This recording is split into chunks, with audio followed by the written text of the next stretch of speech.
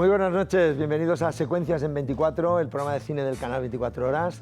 Lo han visto, tenemos hoy de invitada a una excepcional artista universal, una de las más grandes de la lírica y sobre todo una buena amiga y gran cinéfila, que es Ainhoa Arteta. Ainhoa, muy buenas noches. Muy buenas Muchísimas noches. Gracias por estar con nosotros. Qué lujo para el programa. Hoy el programa ha conseguido un top difícilmente igualable. No, Moisés, no exageres. Para mí es un lujo poder hablar de algo que me entusiasma y con semejante plantel como David, Guillermo y contigo, que sabes que muchas veces hablamos de estas cosas. Sí. ¿No? Gran conocedora del cine y gran amante del cine de autor, del clásico, del bueno.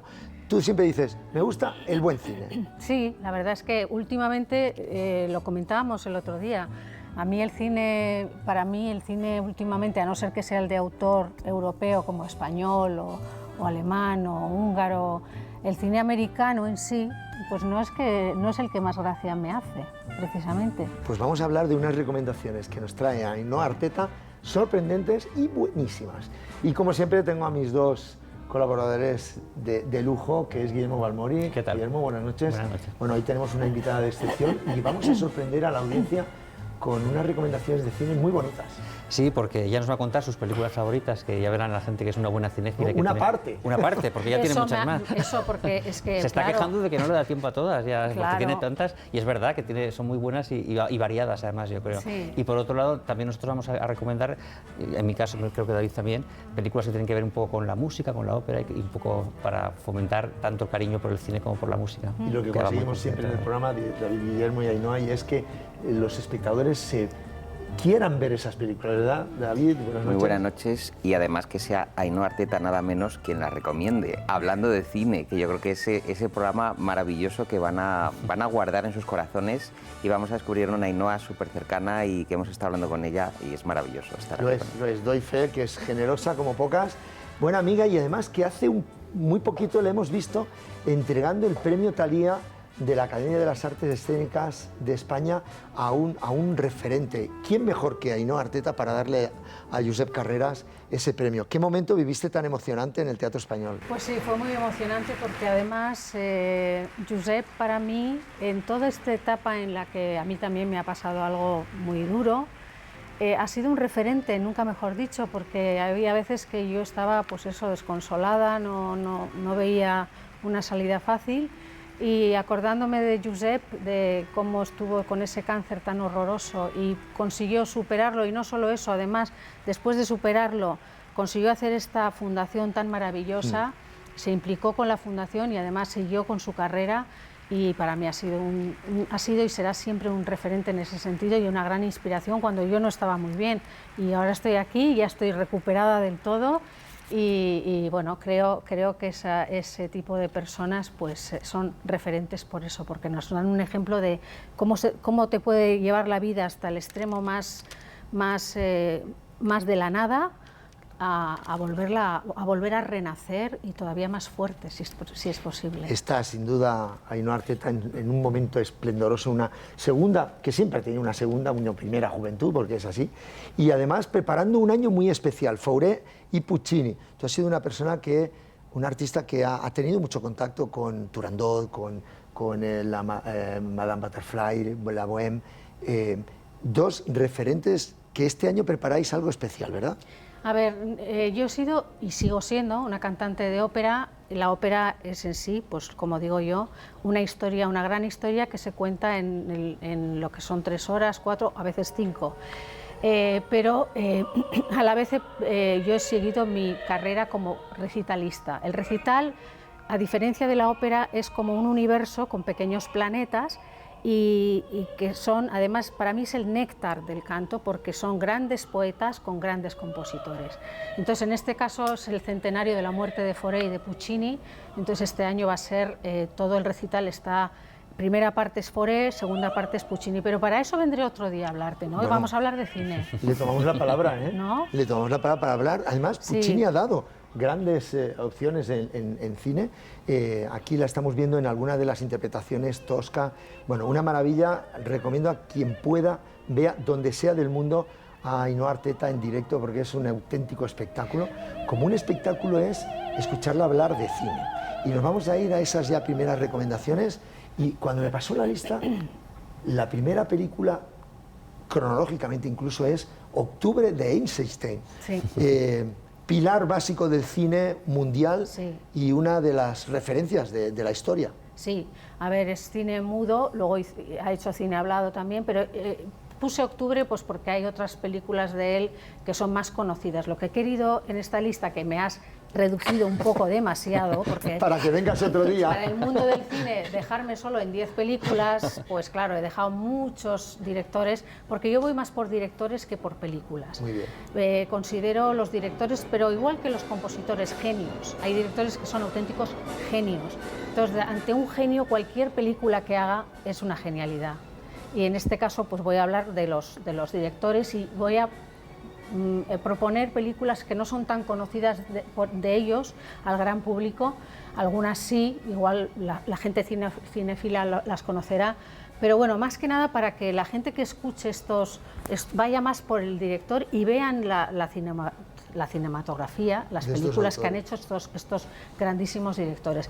Sergei Eisenstein es un gran director ruso. Esta película que recomiendo está en blanco y negro, pero la recomiendo muchísimo porque es música de Sostakovich en directo. Y la verdad es que merece la pena. Sostakovich, además, en muchas ocasiones la tocaba él al piano durante la emisión de la película. Es impresionante la música de Sostakovich, cómo acompaña a las imágenes de Eisenstein. Yo, por ejemplo, este autor, cuando lo veo, que aunque sea en blanco y negro, termino verlo en color. Cuando me acuerdo de la película es como si la hubiera visto en color, porque tiene tanta información y tanta intensidad, y como estamos acostumbrados ya al mundo en color, no me acuerdo que la he visto en blanco y negro, la veo en color. No sé si os ocurre a vosotros. A veces sí. Películas en blanco y negro, Es verdad. ¿no? Es una de las grandes películas referentes de la historia del cine. Habla de la revolución junto con Sí. El acorazado Potemkin e Iván el Terrible. Son grandes historias que además han sentado lo que sería la base del lenguaje cinematográfico del que hemos hablado muchas veces aquí en nuestro programa. Ha hecho muy bien Ainhoa Arteta en iniciar el programa con una película básica de un director básico como Eisenstein y como la música va a ser constante también, ha querido escoger Guillermo Balmori una película llamada Loca por la música, con Diane Durbin y con una banda sonora que se llevó el Oscar a mejor banda sonora. Sí, además con Leopold Stokowski sale en esta película. Esta película, Diana Durbin, fíjate, Diana Durbin fue la actriz que salvó a los estudios Universal de la quiebra. Gracias a las películas, el éxito enorme de las películas de Diana Durbin, de la cual la primera y más exitosa probablemente sea Loca por la música, y tenía esta colaboración de Leopold Stokowski, que hacía una aparición especial. Y el argumento me gusta mucho porque es una película muy capriana. Fíjate, son unos músicos jubilados de una orquesta que viven en una pensión, ya no tienen mucha esperanza de volver a poder tocar, y Diana Durbin convence a Stokowski para que les dirija y puedan rehacer de alguna manera esa carrera que tenían. Diana Durbin además tenía un profesor de canto que era Andrés de Segurola, que era un valenciano con ascendencia guipuzcoana como nuestra invitada, y siempre le hacían en estos repertorios que cantaba Diana Durbin en su dilatadísima carrera, que en España fue además muy exitosa también, siempre cantaba algo español, Clavelitos, Granada, Amapola, todas estas canciones las iba cantando y las popularizó en España Diana Durbin. Así que este recuerdo a Diana Durbin, una película preciosa, muy sentimental, muy como de Frank Capra, de buenos sentimientos. Creo que a la gente le puede gustar ver esta Loca por la música. Qué buena recomendación. Sí, además los espectadores que tomen nota y que pasaremos la lista también para que las puedan recuperar. Le encanta Charles Chaplin. Ainhoa Arteta y David Felipe nos ha traído una rareza. Sí. Bueno, aquí hay una fascinación de Chaplin, que también era músico, era un tipo genial. ¿Cómo tocaba el piano? Y entonces él tenía la idea de llevar al cine la Carmen de Bizet, ¿no? Y se le ocurre hacer lo que luego han hecho muchos modernos, que es la parodia de... O sea, en vez de hacer la Carmen de Bizet, entonces él elige y lo titula Burlesque on Carmen, que era, bueno, el burlesque era un género en sí mismo, ¿no? Era un género que además en el mundo anglosajón tuvo muchísimo éxito, y entonces elige a Edna Purviance y se ve incluso forzado a hacer dos versiones, una más cortita de 1915 y una ya más larga con lo que sería ahora el montaje del director, que es algo que nos parece muy moderno, pero que el propio Chaplin, como también le metían la tijera al pobre hombre, remonta la película y en 1916 hace esta maravilla. Así que intentad ver la versión completa. Una Carmen muda, además. Una Carmen Una muda, película claro muda. que sí, una Carmen muda, pero maravillosa, paródica, pero manteniendo el espíritu original de la Carmen de Bizet. Pues que Chaplin es otro de los grandes. Yo, a ver, esta es muy conocida, Sí, sí. pero yo la veo muchísimas veces cuando me quiero reír de verdad, pues, que es el gran dictador, Sí, ¿no? claro. Es Sí, que sí. no ver el gran dictador de Chaplin es como perderte algo en la vida muy importante, Efectivamente.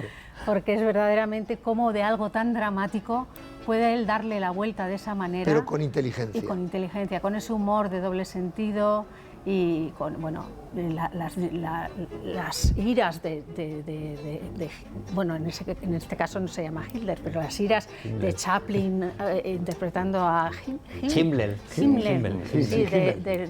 el país no es ni Alemania, es Tumannia o no sé qué.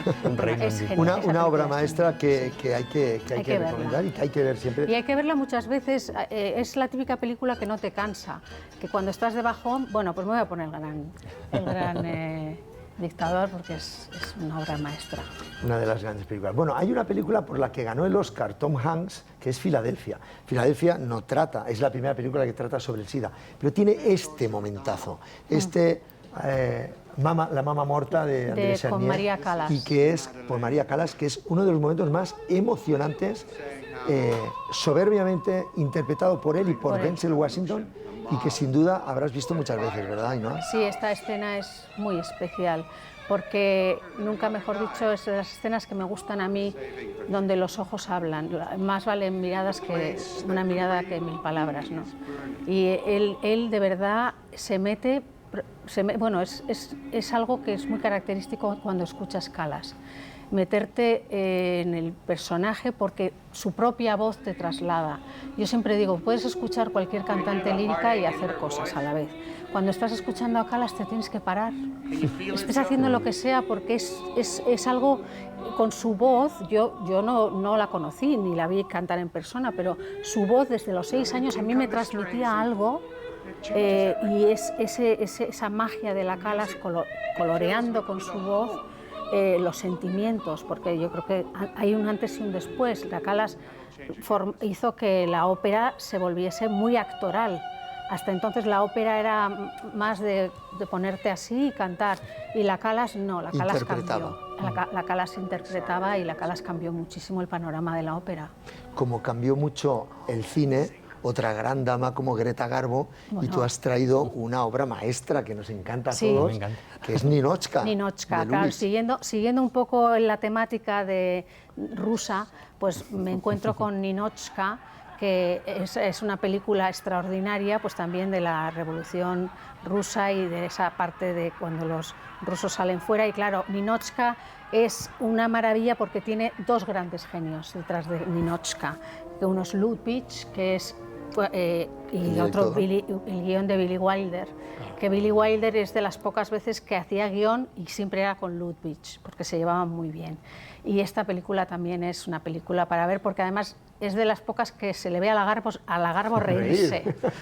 Y es una buenísima película, llegando al hilo de donde vengo, ¿no? Del mundo del este. Sí. Una de las grandes actrices que bueno, mantuvo también su hermetismo, su misterio a lo largo de los años, ¿verdad? Es la penúltima película que hizo, poquito después se retiró, hizo una más y se retiró y efectivamente era Garbo ríe, decía el eslogan. Yo creo que es uno de los, desde mi punto de vista, uno de los 2 o 3 mejores guiones que yo he visto en cine, sí. el de Ninochka. Una historia romántica preciosa, además. Rapsodia de Juventud es una película que nos trae Guillermo con música de Alfred Newman, pero que tiene a Joan McGrath y sobre todo una fotografía de Greg Toland, de Orson Welles. A mí esta película me encanta porque es sumamente tierna y tiene mucho que ver con la ópera. Estos son 2 niños de la Gran Depresión que están en la calle, roban, son rateros, y de repente roban 2 entradas, o sea, le quitan a una señora un bolso en la entrada del Metropolitan, creo que es, tienen 2 entradas y dicen, ¿y esto qué es? ¿Para qué queremos 2 entradas? Vamos a ver lo que hay aquí dentro. Y se meten dentro del Metropolitan a escuchar ópera. Uno de los amigos se piensa que van a ver un espectáculo de burlesque, de variedades, y dice, esto es aburridísimo, vámonos. Pero el otro de los niños se queda ensimismado porque nunca había escuchado ópera y tenía un talento musical especial, tiene un oído de estos absoluto, ¿no?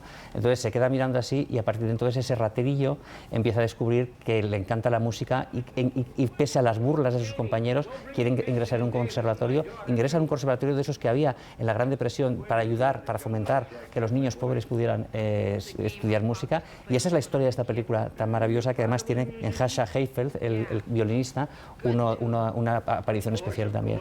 Muy, insisto, como la anterior, muy bonita, muy sentimental, y bueno, trata este tema que para mí es importantísimo, de cómo muchas personas tienen arte y no lo pueden desarrollar por sus imposibilidades económicas, ¿no? Y esa es una pena que creo que nos tiene que dar pena a todos, y esta película ahonda en ese asunto. Sí, David, Guillermo y Ainhoa, os digo, Una noche en la ópera, nos reímos. Sí, claro. Porque es una obra maestra de los hermanos Marx. Sí. Refleja en tono irónico realmente el mundo de la ópera también, ¿verdad? Sí, el camarote de los hermanos Marx existe en la ópera real, ¿eh? O sea, os lo digo en serio. ¿Has vivido ese momento? Hombre, por favor, pero muchas veces. Vamos, no te puedes ni imaginar. Es así, ¿eh? Muchas veces, sí. El famoso camarote no es ningún simbolismo. Y el contrato de la primera parte con el contrato de la segunda también lo habrás bueno, vivido. sí, todo. Es muy interesante. De aquí, por ejemplo, nosotros siempre hablamos del camarote y ya lo sabemos cuando hablamos de Ibn Zalber, que hacía experimentos con los hermanos Marx. Había una cosa que era ensayar antes, ¿verdad?, de filmar la película, y entonces se fue con los hermanos Marx a la costa oeste de Estados Unidos, a 3 o 4 cines con espectadores, y en el escenario los hermanos Marx ejecutaban un preguión. Bueno, pues el camarote está anotado sobre la marcha, esta locura, como tantas otras de la película, por Al Bosberg, que le tenía allí Zalber diciendo escribe. Y de ahí sale la película con Sam Booth, es decir, de la previa, que diríamos, ¿no? Sí. Del pase previo, y si el público aplaudía y se carcajeaba, venga, va la película, y si no, venga, fuera. Y así trabajaban los hermanos Marx. Hay que decir que en esta película el que canta ópera es Alan Jones, que además sustituía al hermano guapo, a Cepo. Es la primera película que hacían sin Cepo, eran 4 los hermanos Marx. Quitan a Cepo, meten a Alan Jones, que además era un buen cantante de ópera, y es el que hace los cantos muy bonitos. Con el temazo de Una película que recomendamos ver, como también, porque amamos a John Ford, una desconocidísima película que se llama El sol brilla en Kentucky. El sol brilla en Kentucky, efectivamente. Qué bonito de título, John Ford se pueden decir tantas películas, pues porque John Ford es para mí uno de los grandísimos. Pero bueno, elegí El sol brilla en Kentucky porque es una maravilla de película, y que además él la consideraba como una película de sus favoritas. Y digo, bueno, pues verdaderamente conocemos otros títulos mucho más, y El sol brilla en Kentucky pues no es tan conocida, y es muy bonita, la verdad es que es una película entrañable. Seguimos viendo películas y recomendaciones con nuestra invitada de lujo, con Ainhoa Arteta, que ya ven que tiene un conocimiento cinematográfico muy extenso y muy bueno, además. Bueno, no sé si tan extenso, pero me interesa el cine. Selecto, pero muy variado bueno, también, sí. porque luego vamos a ver algunas películas muy interesantes de otras épocas, incluso contemporáneas. Cumbres Doradas, Guillermo.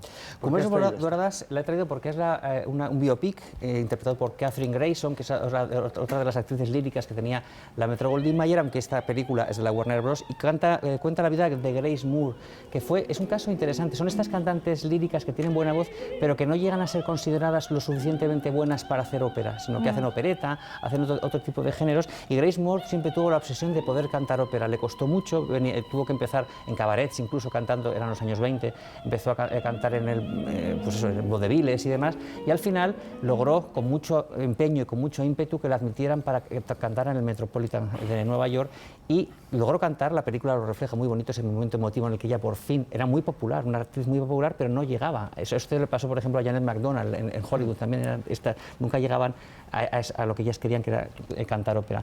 Cuando lo logró, y esta es la historia real, casi debutó y al poco falleció en un accidente de tráfico, con lo cual pues fue una historia dramática, ¿no? Pero esta película, Cumbres Doradas, yo creo que es una película, pues es un biopic muy bonito, muy bien hecho por la Warner, con ese color tan espectacular que tenían las películas de los años 50, y una figura que creo que es interesante recuperar, la de Grace Moore. Sí. Como importante recuperar un personaje lírico como Madame Butterfly, que nuestra invitada ha cantado más de una vez. La he traído en honor a Ainhoa, porque ella hace unas Madame Butterfly, vamos, que quita el hipo. Y en este caso me gusta mucho porque Pinkerton es Cary Grant y ella es Sylvia Sidney. Y entonces es una peli del año 32 de Marion Guerin, Y es bonita ver cómo van adaptando la música original de Puccini con un hombre de la casa que era Frankie Harling, que fue trabajando mucho a ver qué piezas iban, cuáles no. Y luego, andando el tiempo, Shirley MacLaine protagoniza Mi querida Geisha. O sea que primero va esta, luego la de Shirley MacLaine. Y a que no sabéis quién iba a ser el teniente Pinkerton, Gary Cooper. Y entonces, claro... ¿En esta versión dices? Sí, en esta versión. Entonces, por eso Cary Grant siempre está enfadado y dice, joder, los papeles que no quiere Gary Cooper son los que me tocan a mí y tal. Pero bueno, él lo hizo en aquella época Gary Cooper era una estrella y claro, Cary Grant estaba todavía empezando. Así que les va a encantar a los... Y bueno, la historia real, como bien sabe Ainhoa, Sí, ¿verdad? la historia viene de una historia real, en realidad, de Madame Crisantemo. Y porque en aquel entonces era muy típico, es cuando...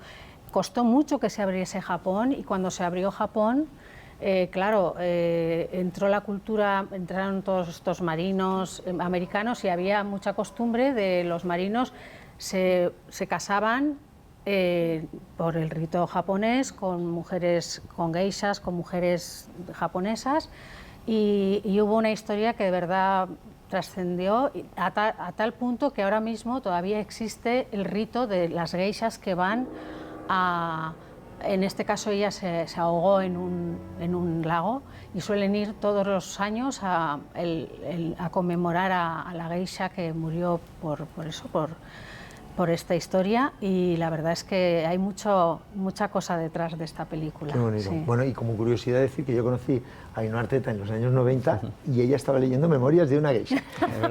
Fijaos, cómo queda todo pues todavía los astros. En esos años yo no pensaba ni en lo más remoto que iba a hacer que iba a hacer Butterfly vocalmente, porque yo siempre he sido soprano lírico ligera, sobre todo ahí en esa época. Pero la cuestión de la evolución del cuerpo, pues la voz está dentro del cuerpo, la evolución, la edad y todo eso, pues ha ido ganando en cuerpo y en volumen y he llegado a encontrarme que he podido hacer Butterfly y que puedo hacer Butterfly, así que es un lujo. Me entusiasma ese rol. Qué bonito, y además disfrutamos mucho con tu música. Bueno, explícanos Armonías de Bergmeister, una película muy desconocida, húngara, que has querido traer especialmente hoy. Pues es una película que no hace mucho la vi y la he tenido que ver como 4 veces o así, porque es tan intensa y es tan intelectual. Tiene varias escenas, pero bueno, el resumen de la película es Armonías de Bergmeister de Bela Tarry y Agnes Hranitzky y es un poco digamos, la esencia de la película es cómo podemos ser de vulnerables y de influenciables como seres humanos, ¿no? Y todo es a través de distintas metáforas que van pasando en la película y se discierne muchísimo en un diálogo que hace el padre del protagonista. El protagonista empieza con una escena en un bar. Es increíble porque están todos borrachos perdidos y este llega y hace con los borrachos del bar una escena del cosmos. Fijaros, o sea, es brutal y ves desde ahí, desde ese primer momento ves que es una película muy intelectual. Y el segundo momento que viene es el del padre, que hace una definición de la música que es increíble. A ver, yo la tuve que ver varias veces para poder entender lo que él quería decir con lo que dice en la película.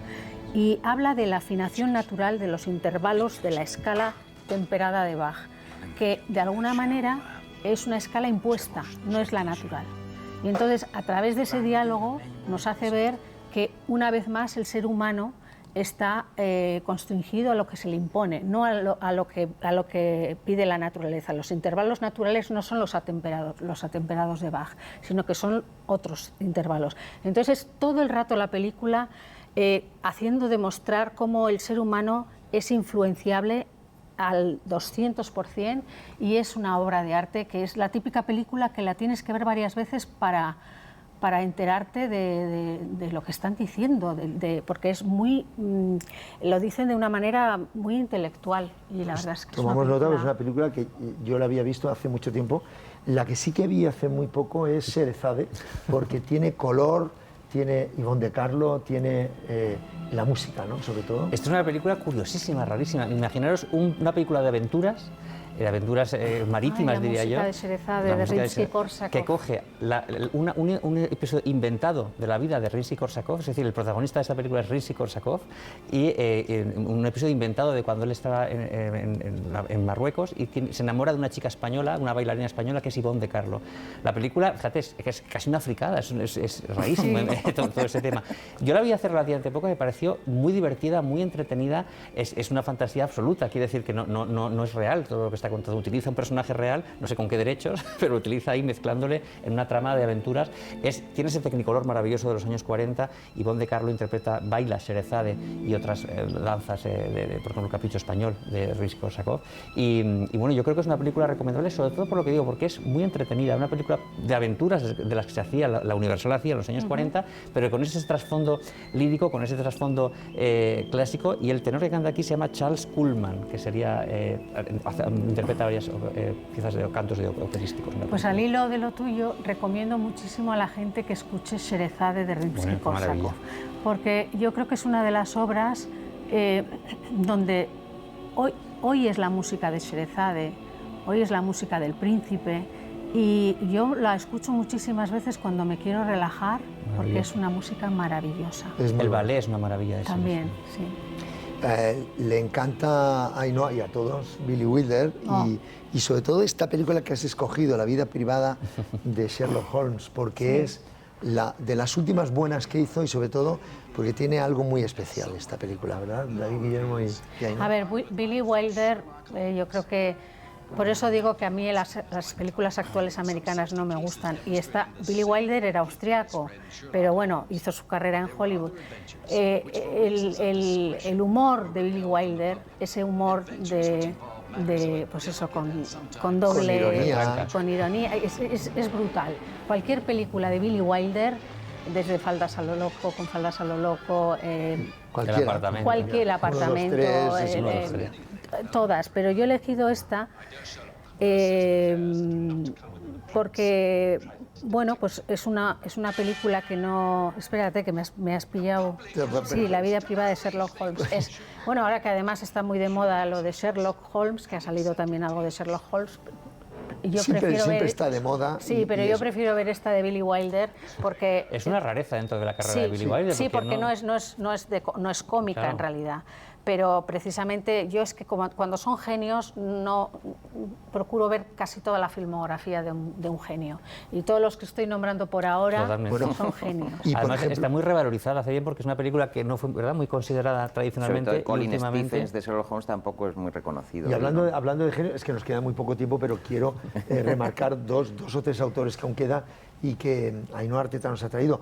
El gran genio Ingmar Bergman trajo una película que tú has escogido por lo que antes decías, Las miradas. Mira, por varios motivos. Primero, porque está muy de actualidad ahora mismo la relación de la mujer, el mundo de la mujer. Esta película, Persona, es el mundo de dos mujeres. Y a mí me llama muchísimo la atención la grandísima actuación de Liv Ullmann, donde aquí sí que se puede decir que una mirada vale más que 1000 palabras, porque la mitad de la película se la pasa prácticamente sin hablar, pero los ojos de Liv Ullmann te lo están diciendo todo. Es una auténtica locura de acting con la expresión de la cara y sobre todo la de los ojos. Como cine mudo casi. Sí, pero la recomiendo altísimamente porque precisamente es muy de actualidad por todos los temas que estamos tocando ahora de la mujer. Como también recomiendo mucho, déjame que me meta, Con teléfono rojo volamos hacia Moscú de Stanley Kubrick, pues porque ahora mismo también estamos con este rollo de las bombas atómicas, del botón, quién le va a dar, quién no le va a dar, pues véanse Teléfono rojo, volamos hacia Moscú de Stanley Kubrick, que es otro grandísimo... Otro de los grandes directores. Otro de los grandes. Cita con Venus es una película que, aparte que toca el género de la lírica, está una de tus grandes actrices, sí. Glenn Close. Glenn Close. Para mí están tardando en darle una estatuilla de Ya estamos llamando a la Academia, ¿eh? Sí, yo le llamaría ya porque creo que es una de las más grandes actrices que tenemos. Y no entiendo esta con todo lo que ha hecho, que no tenga una estatuilla todavía, no lo entiendo. Forma no me parte de la cuadra. gente que no ha recibido estatuilla, que dicen que es más prestigiosa. Greta Garbo no lo tuvo tampoco. por Ya, ejemplo. bueno, pues mira, si es así, bienvenido sea y que no le den la estatuilla. Para mí me parece una actriz brillante como puede ser Meryl Streep o Susan Tiene muchas Sarandon. nominaciones, además, son de esas que van acumulando nominaciones Sí, y nunca al pero final nunca se le lo dan el premio. Lo Entonces, bueno por de esta favor, pasó de Deborah Kerr, muchas denle un actrices. Oscar, no sé, yo creo que se lo merece. Lo bueno de esta es que además se basa, o sea, István Sí. Sabó también montaba Tannhäuser y Sí. entonces él es como una película autobiográfica donde habla de cómo una soprano se enamora de un director de orquesta con que los suele pasar problemas. también. Con los O sea, problemas. todo lo que pasa en esa película Es de verdad. verdad Ocurre. pasa en la ópera. Eso no es ni exageración ni nada. Sí. Ocurre. Y además la voz la tiene puesta Kirite Kanava. Sí, sí. Esto es una cosa que me gustaría comentar, te lo he comentado Sí, sí. antes en la sala cuando estábamos. Me gustaría comentar que a veces es increíble y no sé por qué el cine utiliza voces que no son de... porque Kirite Kanava no ha cantado nunca Wagner, no es una voz wagneriana, pero ponen voces más ligeras de la voz que en realidad requiere para ese rol. No entiendo por qué, no sé si es porque las voces que de verdad son de peso tienen demasiados armónicos y impactan con el micrófono, o no sé si es por eso, no lo sé, pero a veces me pasa también con el maravilloso Amenábar con Mar Adentro, ¿no? Que hay una escena que canta, Sí. además lo canta un amigo mío, Zapata, que canta el Vincheró de Turandot, y lo canta alguien que no canta ese repertorio.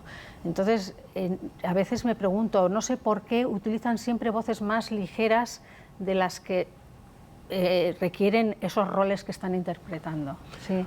Bueno, qué lujo escucharte hablar de cine y hablar de la esencia de la lírica. Hay muchas películas, así que te invitamos a que vuelvas a seguir hablando de cine y de lírica con nosotros. Se han pasado 30 y pico minutos, quedando muchos en el tintero, pero así nos vuelves a visitar en la medida en que la agenda se lo permita. Sobre todo te esperamos pronto para hablar de Puccini, de Fauré y de cine, así que esta es tu casa.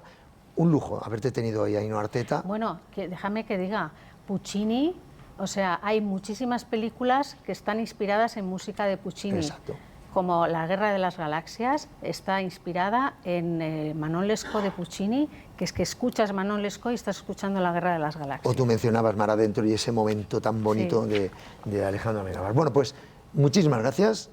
Un lujazo, un placer. Me has cortado, hay tantos directores Hay muchos directores y desde películas. además españoles, Buñuel, Claro. Almodóvar. No me quiero quedar que se piensen que no veo películas de ellos, porque veo muchísimo cine español, porque además es de altísima calidad últimamente. Pues Cine aquí español. te esperamos para seguir hablando de cine y de música. Este es tu programa, cuando tú quieras. Ainhoa Ya Arteta. sabéis que me tenéis cuando queráis. Qué lujo, un honor tenerte aquí. David y Guillermo. Buenas noches, se acabó. Esto es todo lo que hay. No hay Esto es tiempo todo, para amigo. más. Se acabó, Pero se sí que acabó. nos vamos con una referencia. Gran amigo de Ainhoa Arteta es Plácido Domingo. Interpretó ese Carmen con la película que dirige Francesco Rosi. Y con esa habanera de Carmen nos vamos hasta la semana que viene. Esperemos que hayan disfrutado con la presencia de Ainhoa Arteta. Regarde-toi.